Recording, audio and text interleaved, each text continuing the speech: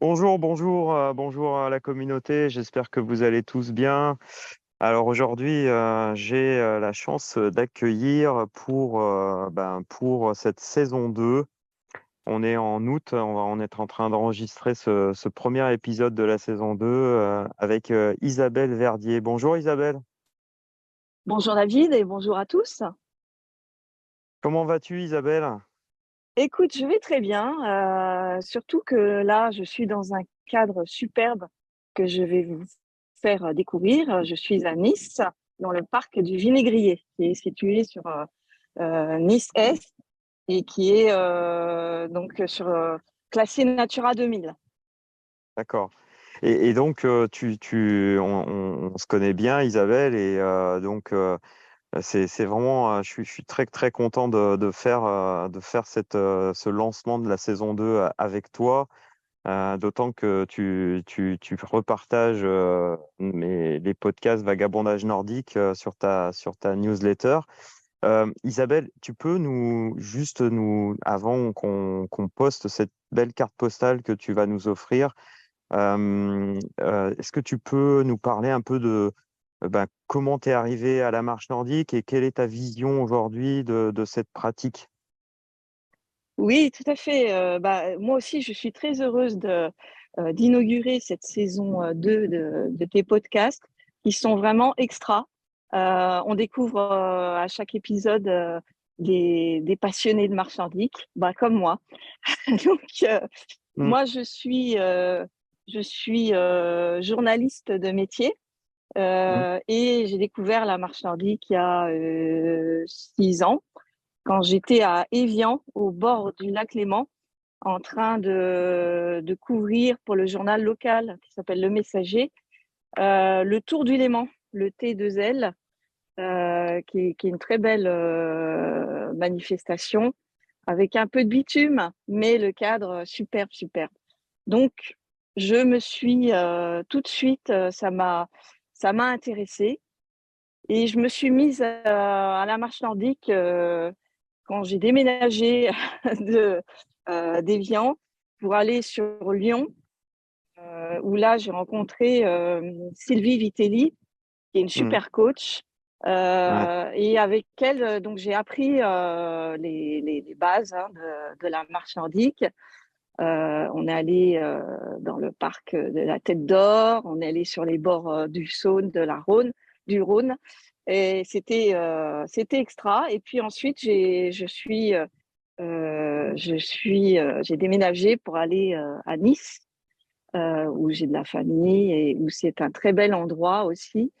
Et entre-temps, j'ai créé en novembre 2020 le site Pratique Marche Nordique parce que ça partait du fait, du constat qu'on parlait pas beaucoup de la marche nordique dans les médias et surtout mal et que ça avait une mauvaise image de sport de vieux, enfin tous les clichés qu'on connaît. Et je me suis dit bon, j'ai vraiment envie de faire quelque chose là-dessus. Et voilà, donc j'ai lancé ce blog qui est maintenant devenu un média en ligne avec plus de 10 000 visites par mois. Et là, des formules d'abonnement que je viens de lancer avec des masterclass, Mm. des visioconférences avec un coach expert. Donc voilà, et je vis marche nordique. Voilà. Alors là, on est le matin. Est-ce que tu peux nous dire où est-ce que tu es et qu'est-ce que tu vois autour de toi alors du coup pour lancer cette belle carte postale? Alors justement, j'ai choisi d'aller tout à fait en haut du parc du Vinaigrier, sur un belvédère où on aperçoit d'un côté la rade de Villefranche et puis le cap, la presqu'île du Cap Ferrat avec des bateaux qui sont au mouillage. Nous avons un temps superbe. Si le ciel n'est pas trop brumeux, on peut même apercevoir la Corse. Là, je vois en tout cas le bateau qui va en Corse. Soleil, grand ciel bleu. Je me tourne de l'autre côté et je vois Nice, la baie des Anges. Il faut que je me décale un petit peu pour voir la mer, et sinon je vois la ville. Et ensuite, toutes les montagnes aux alentours, puisque Nice est entourée de montagnes. Et là, nous sommes en été, on ne voit pas la neige, mais sinon, on peut voir la neige sur les montagnes. Oui, c'est Et les contreforts du Mercantour, hein, c'est ça, si je me trompe pas. exactement, exactement. Et ce parc du Vinaigrier, c'est un ancien domaine agricole. Donc, il surplombe la ville de Nice. Et c'était un endroit où des citadins venaient s'y approvisionner en lait, huile, légumes et fruits. Vous allez voir, là, je vais descendre au fur et à mesure du podcast. Donc, je vais descendre et passer au niveau intermédiaire, puis on va passer par le Livret. Donc, il y a une ancienne Olivret. Et puis, ensuite, au niveau inférieur, il y a un chemin plat. Et donc, l'avantage de ce parc pour la marche nordique, c'est qu'il est tout près de la ville et c'est la nature. Et on a une superbe vue. Donc, moi, j'ai oublié dans ma présentation de dire que je suis animatrice bénévole de Falicon Oxygène, donc d'un club qui fait rando, marche nordique, longe-côte, et qui est basé à Falicon, sur les hauteurs de Nice. Depuis janvier, j'ai un groupe que j'amène tous les samedis, qui vient tous les samedis matin. On a rendez-vous. Et le parcours que je vais vous faire, c'est ce parcours que je fais avec ce groupe, qui fait environ 6 kilomètres. Donc, ce n'est pas une grande distance, mais on entrecoupe deux travail sur le geste, sur la gestuelle, qui pour moi est extrêmement importante. Et puis, on fait aussi du renforcement musculaire au cours de la séance. Et donc, l'idée, c'est pas de faire des kilomètres à toute vitesse, c'est de s'appliquer à faire le bon geste qui est, comme tout le monde, tous ceux qui écoutent le podcast le savent, qui est fantastique et très bénéfique pour la santé. Comment est-ce qu'aujourd'hui tu te rends à ce parc? C'est facile d'accès. Tu disais que c'était vraiment à proximité de Nice. C'est à combien de temps du centre de Nice? Alors, moi, j'habite, ça dépend où c'est qu'on habite sur Nice. Moi, j'habite Ouais. sur Nice-Est. Donc, il est situé à l'est de Nice. Mm. Et moi, pour y aller, donc je prends ma voiture parce que ça monte beaucoup et on est tout près de l'observatoire, en fait. Et donc, c'est à peu près 10 minutes, 10 à 15 minutes de route, quoi. Donc, c'est vraiment tout près. Mm. Et je me gare sur le parking situé donc au niveau supérieur, parce que là, il y a un parking. Il faut savoir que le problème de cette région, c'est de trouver des endroits pour se garer, pour partir, pour le départ des parcours. C'est pas évident quand on est tout un groupe. Et là, il y a un grand parking. Le seul inconvénient, c'est que c'est un parc départemental et qui, avec un portail qui ferme avec des horaires. Donc, l'été, ça ouvre à 7h30 et ça ferme à 20h. D'accord. Donc ça fait une belle plage horaire pour pratiquer. Et voilà, il a tous les avantages, ce parc. Il est fantastique parce que même en été, on peut, même à midi, on est à l'ombre. Puisque D'accord. donc il y a sur le plateau, donc il est tout en hauteur, hein, on est tout en haut là où j'ai commencé à descendre là pour Ouais. me diriger vers le niveau intermédiaire. D'accord. Et donc là où je suis sur le plateau, euh, on voit des pins d'Alep et des chênes verts. D'accord. Puis, ensuite, on descend par un petit chemin entre le niveau supérieur et le niveau intermédiaire. Et là, quand on arrive au niveau intermédiaire, c'est là où on va trouver l'oliveraie, donc des restanques avec des arbres fruitiers, des oliviers qui sont superbes. Moi, c'est un arbre que j'adore. Et là, bah non, mais je te laisse poser des questions, hein, parce que là, je parle trop. Mais tu es parti. Moi, je suis en train de dérouler la carte postale dans ma tête. Je vois tout ça. Je voulais te demander, tu, là, quelle est l'ambiance olfactive? Qu'est-ce qui t'entoure? Et je pense qu'il y a beaucoup de senteurs. On est bonne heure ce matin. T'es dans ces hauteurs, dans ces pins, dans ces chênes. Euh, qu'est-ce que tu, qu'est-ce que tu ressens en respirant là, en marchant? Alors, d'abord, c'est l'odeur des pins qui domine. Euh, une odeur que j'adore. Et là, comme il y a ce côté mélange, enfin tout ce qu'on peut sentir aussi dans une forêt, puisque donc il y a les chênes verts, et puis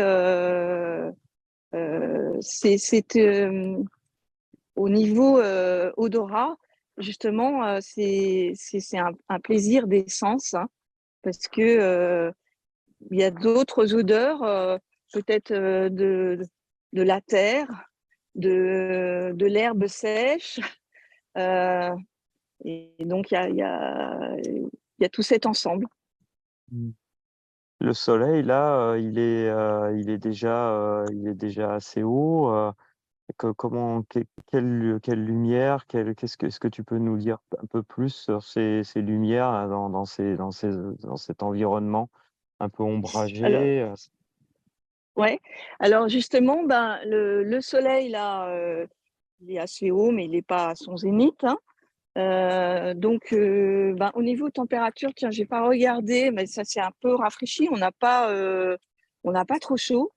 Et donc, ce soleil qui passe à travers les arbres, là où je suis. Et puis, bon, après, effectivement, quand on n'est pas à l'ombre des arbres, il peut faire chaud quand même l'été. Mais là, vraiment, on est à chaque fois sur le parcours, on passe au milieu de ces arbres. Et donc, ici, le problème, c'est que je me suis pas levée assez tôt pour voir le lever du soleil, mais ça doit être très beau. Et le coucher, bah ouais, on peut pas ici, quoi, parce que du coup, ça ferme tôt le parc. Mhm. Qu'est-ce que tu entends? Est-ce que tu m'entends marcher?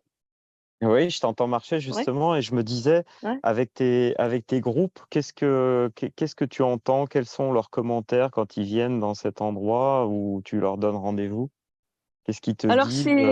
c'est très étonnant parce que il y a des Niçois et qui connaissent pas ce parc. D'accord? Donc il est finalement il est pas très connu. Et là, Mhm. j'y suis allée dimanche. Il y avait pratiquement personne. Bon, il fait chaud, agréable de s'y promener, mais en fait, il y a d'autres périodes où les gens peuvent venir, ils viennent en famille, ils viennent pique-niquer au niveau des restanques, là, Mhm. et moi, en général, les personnes qui découvrent sont très, très de cet environnement, donc tout proche de la ville, mais qui est un espace naturel, un espace donc protégé, avec Natura 2000, tu connais ce que c'est, hein, donc Mm. il y a des espèces endémiques, et ici, il y a un arbre qui est vraiment que dans cette région. Et je vais sortir la petite note que j'avais préparée là-dessus sur Ah, ce frêne à fleurs. hmm, Donc, c'est une espèce rare dans les Alpes-Maritimes. Et il y a des d'accord, grandes fleurs crème, jaune crème au printemps. d'accord, Alors, moi, je ne les ai d'accord. pas encore vues. Et donc, on l'appelle aussi frêne à manne. Et c'est le nom donné au jus de sa résine, qui, une fois sèche, est utilisé pour ses vertus laxatives et son goût sucré. Donc, D'accord. il y a vraiment les gens sont étonnés puisque aussi dans ce parc, on va y passer. Si tu veux, j'en parle quand on passe. Hmm. Mais il y a un réseau d'irrigation avec des verticaux et horizontaux, et il y a une noria. Donc voilà, tout ça a été, voilà, ne fonctionne plus, mais ça existait. Hmm. Donc on voit tout se passer donc de ce terrain qui était agricole, quoi, un domaine agricole. D'accord. Et tu parlais de gestuelle, là, tu es sur ces parcours. Quel est aujourd'hui ton Alors ressenti sur cette gestuelle justement, et j'aimerais bien t'entendre là-dessus. bah, justement, je suis toute fraîche diplômée de la méthode OTOP, donc initiatrice, hein, bénévole, hein, toujours. Ouais. Donc j'ai fait un stage en juillet, donc c'est Roland Z qui a maintenant passé la main à Chantal Torressan, qui euh, est une méthode sur laquelle je suis très convaincue sur cette méthode qui privilégie l'amplitude et la double rotation, donc épaule-bassin, et aussi sur le fait d'ouvrir la cage thoracique, la respiration. Donc bon, il y a d'autres techniques, hein, c'est pas la seule qui prône ça, hein. C'est la marche nordique tout simplement, hein. Hmm. Mais avec une petite accentuation aussi sur le fait que là, bah, je m'apprête à prendre le chemin, la liaison qui passe du niveau supérieur au niveau intermédiaire. Mhm. Et justement, dans cette technique au top, bah, on dit que la marche nordique, elle se pratique sur tout terrain. Et donc, c'est mon discours, puisque les gens, ils ont dans l'idée que tu fais ça que sur du plat. Et moi, je dis, bah non, les bâtons, tu les utilises en montée, en descente. Tu fais simplement des plus petits pas.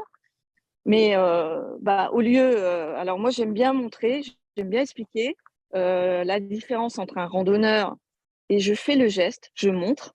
Donc le randonneur qui met les bâtons en appui devant et après je montre le geste du marcheur nordique, de la marque qui utilise ces bâtons en propulsion, qui les plante ben, au niveau du point, comment dire, entre les deux jambes, et puis au niveau du centre de gravité, pardon. Et donc, en général, parce que ce sont majoritairement des femmes hein, qui sont dans le groupe, hein, comme beaucoup hein, de groupes, Mhm. elles sont très étonnées et donc je leur fais prendre conscience. Moi-même, c'est une prise de conscience que j'ai eue euh, de, de leur corps et la marche nordique, je trouve, est extraordinaire pour ça. On prend conscience de notre corps,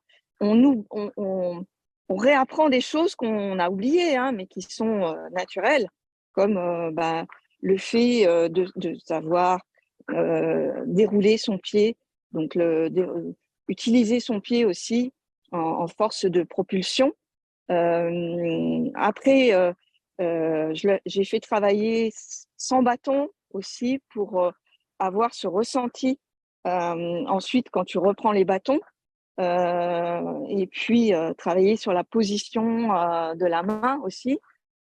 Et surtout, le grand travail, c'est d'arriver à faire passer la hanche Mhm. avec les bâtons. Et, Mhm. et si tu veux, ce que j'adore dans ce groupe-là, on va reprendre les séances en septembre, elles sont déjà hyper motivées Mhm. et elles ont envie d'apprendre, de progresser. C'est Mhm. extra. Mhm.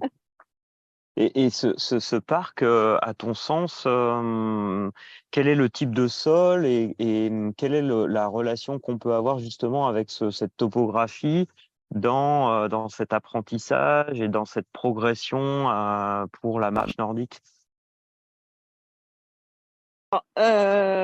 Justement, il y en a qui sont dans le groupe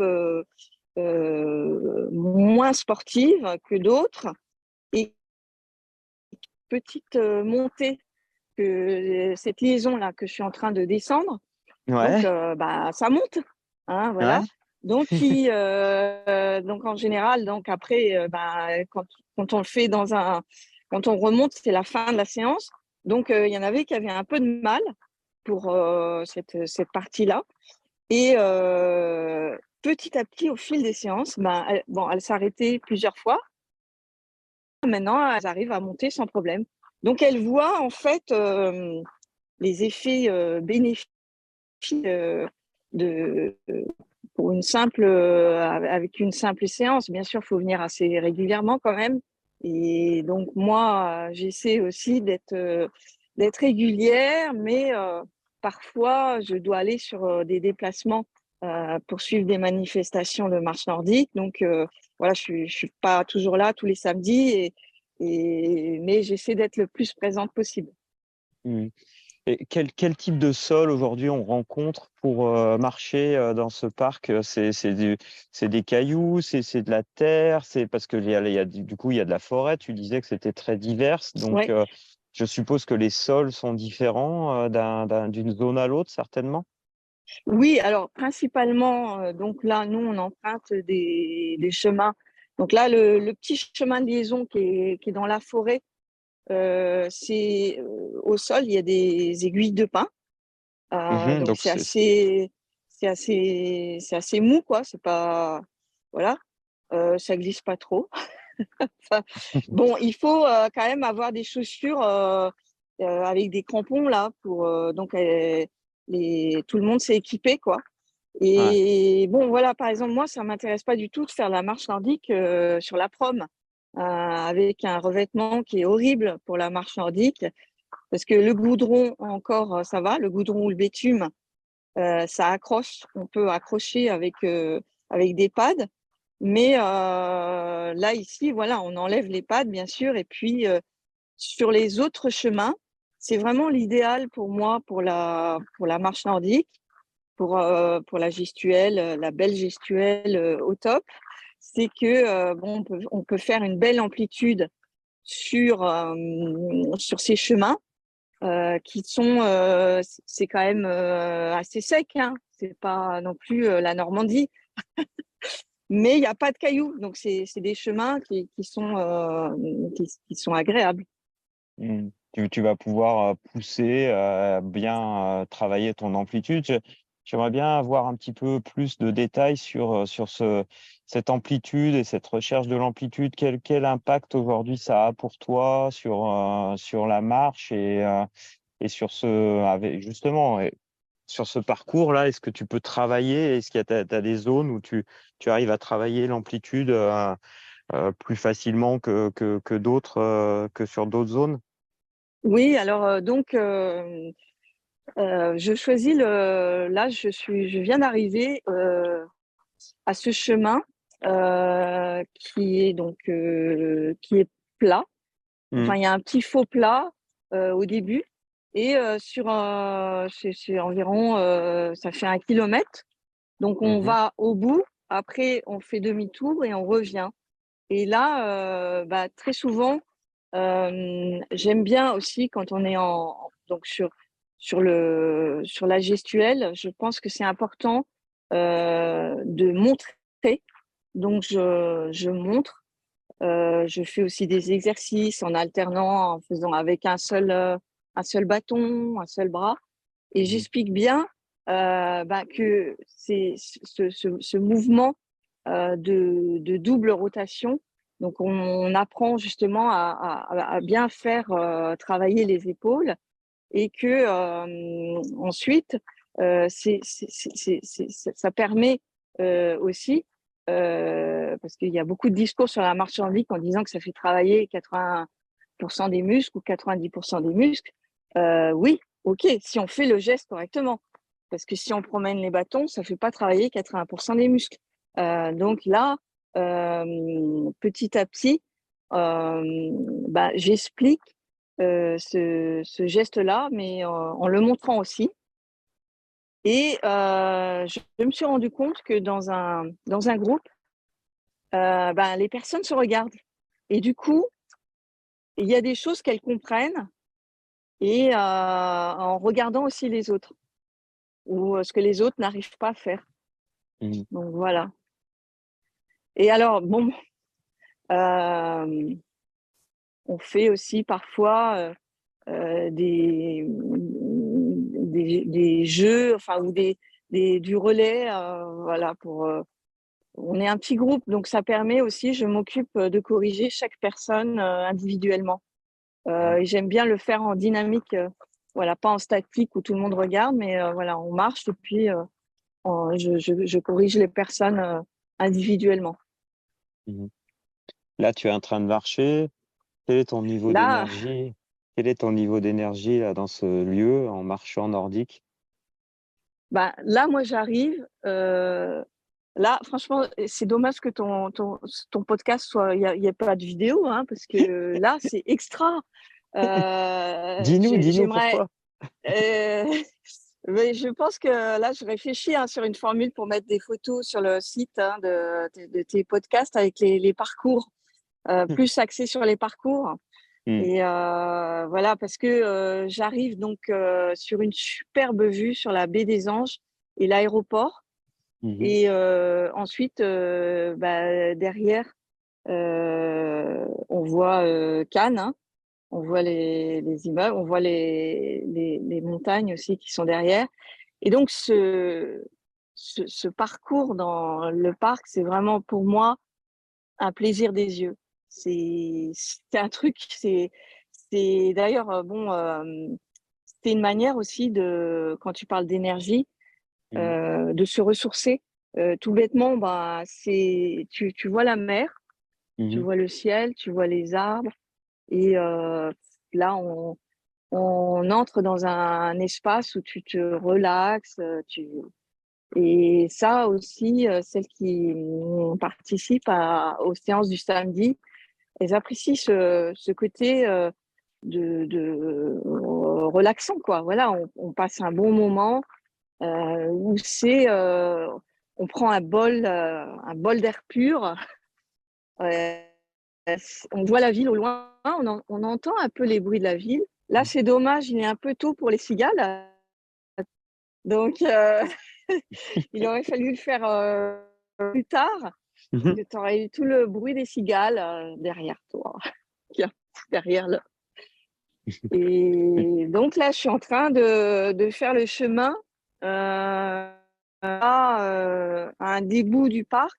Si on continue, ensuite, on descend sur le col de Villefranche. Voilà. Et donc, on est vraiment avec. Ah. Isabelle?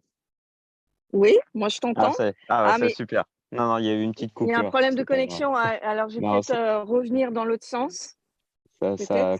ça a coupé un tout petit peu, mais c'est pas grave. Ça fait partie du podcast aussi. Mais Ouais. tu vois, je me sentais suspendu à tes mots là. Je me voyais au-dessus de cette baie des Anges, tout ça. Finalement, je suis complètement relâché et je me vois bien être très, très, très ample. Je pense que le lieu là sur lequel tu es favorise aussi justement cette décontraction, ce relâchement et cette recherche d'amplitude que tu peux enseigner dans tes sorties. Donc je trouve ça Et puis, très magique. merci. Et c'est surtout ce que j'aime bien dans les que je fais, c'est que chacune ressort avec un sentiment de bien-être, quoi. Et bah, c'est très gratifiant. C'est vraiment ma récompense, quoi. C'est assez extra. Je découvre ça, hein, puisque moi, je n'ai jamais encadré ni rien. Donc voilà, je suis au club Fédération française de randonnée. Donc j'ai aussi mon diplôme d'animatrice bénévole FFR. Et puis, donc voilà, initiatrice au top. Ou aussi Chantal Torressan, qui est instructrice nordique yoga, et qui est kiné, bah, nous a apporté des connaissances supplémentaires sur tout ce qui est musculation, respiration, toute la partie connaissance de son corps. Et moi, c'est vrai que ça aussi, ça fait partie intégrante de la marche nordique. Pour moi, c'est toute une philosophie aussi. C'est être en accord avec soi-même. Il y a un côté, moi j'utilise souvent une image sur la marche nordique pour dire pourquoi ça me plaît autant.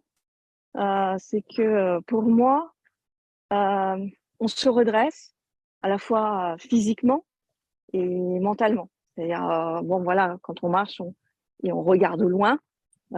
Et puis mentalement, au fur et à mesure des séances, des marches, on se sent de mieux en mieux et ça va de mieux en mieux. Si on a des soucis, euh, aussi bien de santé que de morale,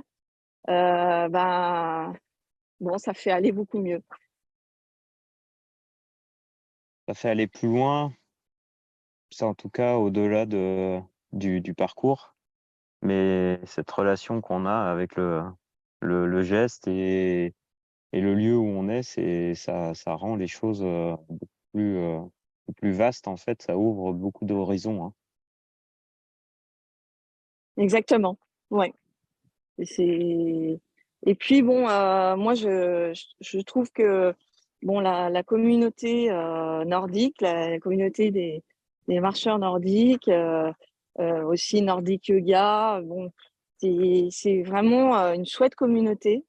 Il y a des personnalités vraiment extraordinaires. Et c'est pour ça que moi j'ai été dès que tu as lancé ton podcast, j'ai trouvé ça super. Et je pense que tous les deux, on a ce même objectif de lier tous les passionnés de marche nordique avec un côté bienveillant et positif, quoi. Voilà, moi, le négatif ne m'intéresse absolument pas. Donc, les querelles, voilà, chacun, j'aime bien l'optique de Arja Zalkanen-Meyer, donc la pionnière de la marche nordique, et qui dit chacun, en gros, chacun apporte sa sensibilité et amène ce qu'il veut. Donc, c'est vrai que moi, je trouve que l'approche du Nordic Yoga est extrêmement intéressante. Et puis, je trouve que dans la marche nordique, il y a toute une jeune génération de coachs là, qui prend la relève. Il y a Béatrice Ronchon qui fait vraiment, je pense, un vrai travail sur l'apprentissage de la marche nordique. Il y a aussi Nathalie Gilbert sur le bassin d'Arcachon. Et il y a des coachs qui sont super en région parisienne. Je pense à Kevin, je pense à aussi Léonilda Soyes, qui est vraiment quelqu'un que j'admire par rapport à la fluidité de la gestuelle. Alors la fluidité, moi, c'est un truc pour lequel, là, j'ai encore beaucoup de progrès à faire. Mais j'admire ceux qui savent le faire, quoi. Parce que pour moi, dans cette gestuelle, quand tu arrives à cette fluidité, donc c'est magnifique à voir. C'est comme le corps qui se déploie et où tu utilises en même temps tous tes muscles et dans cette souplesse et légèreté. Parce que voilà, quand on se propulse, on avance vers l'avant et puis il y a un mouvement aussi vers le haut, quoi. Mais le déséquilibre de la marche, voilà, on utilise les bâtons pour avancer. Et naturellement, moi, je ne suis pas dans la recherche de la vitesse. Après, je comprends tous ceux qui font les compétitions et d'ailleurs, bah, je les suis hein, sur mon site et je trouve ça, c'est les compétiteurs aussi bah, qui peuvent permettre de montrer que voilà, c'est un sport, de booster le sport. Mm. Et moi, j'adore le profil bah, de personnes comme Elisabeth Valette, qui sont à la fois, qui font à la fois de la compétition, mais aussi des activités physiques adaptées. Donc, qui ont un large panel, en fait, un public très différent. Et la marche nordique, c'est pour tout le monde. Donc, il y a des super sportifs, il y a des moins sportifs, il y en a qui ont des problèmes de santé à qui vraiment ça peut aider. Donc, je publie d'ailleurs des témoignages sur mon site. Bon, c'est vraiment, voilà, enfin bon, moi je suis convaincue, toi aussi, donc je pense que je vais pas convaincre déjà des convaincus. Mm. Mais bon, si je peux raconter une petite anecdote, je peux ou T'en pas? prie. Bien sûr, je t'en prie, bien sûr. Euh, bon, un petit truc marrant, c'est que Mhm. bon, pour te dire, je suis tellement passionnée que bon bah j'arrête pas d'en parler. Et donc même à des gens qui connaissent pas du tout. Et donc il y a des ouvriers qui sont venus faire des travaux d'électricité dans mon appartement. Et on Mhm. commence à discuter. Et là, je leur dis, mais ils ont des problèmes de dos. Je leur dis, mais la marche nordique, c'est vraiment pour les problèmes de dos, c'est vraiment ce qu'il faut faire, etc. Et puis là, je sors mes bâtons, je leur montre le geste dans l'appartement, hein, donc bon. Et je leur dis, bon, il faut que vous veniez essayer en septembre. Là, il y a des séances. Je vais organiser des séances d'initiation. Alors, ils ont dit, bon, on va venir essayer avec nos épouses. Ils en ont parlé à leurs épouses. Et je les ai vus le lendemain. Ils ont Mhm. dit, bah ouais, d'accord. Voilà. Ça, Mais c'est bon, il y a l'aspect. besoin. Je pense qu'il y a vraiment besoin de formation, de former plein d'animateurs bénévoles parce que voilà, et les professionnels, bah, voilà, comment dire, personne n'est concurrent. C'est-à-dire que les bénévoles, bah, ils peuvent amener les gens à pratiquer. Quand on veut progresser et aller plus loin, on fait appel à des professionnels comme toi Ouais. ou comme Mm. ben là, non. C'est vraiment complémentaire. Euh, voilà, donc sur mon site, donc il y a toute une partie où justement je veux mettre en valeur tous ces coachs, bah, avec les masterclass, avec des articles experts aussi. Et puis, ben, c'est ça qui va faire que la marche nordique va se développer avec Mm. vraiment cette gestuelle. Complètement. D'ailleurs, j'ai fait un podcast là il y a pas très longtemps. Je sais pas si tu l'as écouté, mais ça s'appelle Secret du sport. Et en fait, je vais participer à ce podcast en tant qu'invité et je parle justement de la marche nordique sportive, compétition. S'il y en a certains que ça intéresse, ça peut les inspirer. Voilà. Mais je parle de mes entraînements, de tout ça. Mais Mm. pour revenir à cette carte postale, qu'est-ce qu'on garde en bouche quand on a fait ce parcours dans ce parc du Vinaigrier, là, au-dessus de la baie des Anges, suspendu là, vraiment sur 6 kilomètres. Qu'est-ce qu'on va garder là? Qu'est-ce que tu Alors garderais, là, toi? qu'est-ce que je garderais? Moi, je garde le côté. Je garderais une couleur, le bleu, Ouais. qui est le bleu de la mer, ou peut-être même deux couleurs. Le bleu de la mer qui est, bah, c'est fabuleux, le bleu du ciel aussi. Et puis le vert pour ces arbres, les arbres. Bah bon, ça a toujours un côté magique pour moi, très Mhm. ressourçant. Donc ces pins d'Alep qui sont magnifiques, ces oliviers. Bon voilà, c'est l'arbre de la paix, hein, l'olivier, non, n'est-ce pas? Ah, tu m'as envoyé des Euh, belles photos d'ailleurs. voilà, donc là je suis au niveau de cette oliveraie. Donc Mhm. et puis donc là au niveau du, du, du goût, il y a des vignes, il y a des Mhm. raisins, il y a des Mhm. raisins, mais bon, pas beaucoup, hein, mais là, c'est tout nouveau. Et puis, les figues, bah, elles sont pas encore mûres. Mhm. Et il y a quelques mûres là que j'ai envoyé en photo. Mhm. Donc, ouais, c'est ça que je retiendrai au niveau de, des sensations. Mhm.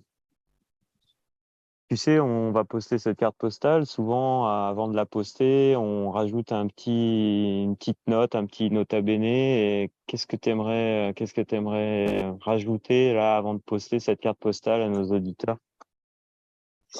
Bah, j'aimerais dire que bah, aller sur le site Pratique Marche Nordique pour voir un peu pour la rentrée, pour voir un petit peu les clubs, parce que c'est important d'être en club quand et de pratiquer en groupe pour on apprend mieux et parce que tout seul c'est difficile. Donc Mhm. essayez sur le site on vous donne des indications pour trouver vraiment les coachs qui sont spécialisés marche nordique parce qu'il y en a ils sont pas forcément compétents malheureusement, hein, donc ils prennent ça comme activité complémentaire, mais ils connaissent pas vraiment. Donc il y a des clubs, nous on relaie justement tous ceux qui font vraiment de la marche nordique. On leur donne le maximum de place. Donc moi mon mot ça serait de dire allez continuer à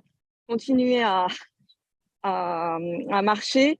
Et pour ceux qui connaissent pas, bah, venez découvrir à la rentrée dans un club ou avec un coach parce que c'est tellement formidable que vous me remercierez après.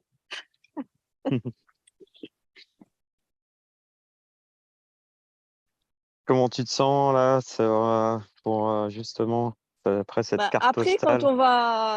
quand on va raccrocher, je vais Mhm. faire mon petit tour. Donc pour en profiter là, tant que je suis dans le lieu, quoi. Ouais, Et donc là, je vais un peu plus transpirer qu'actuellement. Que bon, ouais. là, je marche, mais avec le téléphone à la main et les bâtons à la main, mais avec le téléphone à la main, parce que je pense que c'est mieux pour la connexion. Mhm. Et vraiment, je te remercie de m'avoir invité pour cette deuxième saison, pour inaugurer cette deuxième saison. Bah ouais. Et je souhaite longue vie à ton podcast parce que vraiment, il est chouette. Et voilà. Et je pense que voilà, tout ça va évoluer et on fait partie de cette évolution. Voilà. Donc, je suis très heureuse et je te remercie de m'avoir donné la parole. Bah écoute Isabelle, ça a été un réel plaisir. Et bah écoute, j'en profite. s'il y a des auditeurs qui souhaitent me contacter pour justement faire et lancer une carte postale à d'autres marcheurs, qu'ils n'hésitent pas sur ma page Facebook Nordic Walking Adventure ou sur mon site nordicwalkingadventure.fr. Et puis à travers toi aussi, ils peuvent te contacter sur Pratique Marche Nordique.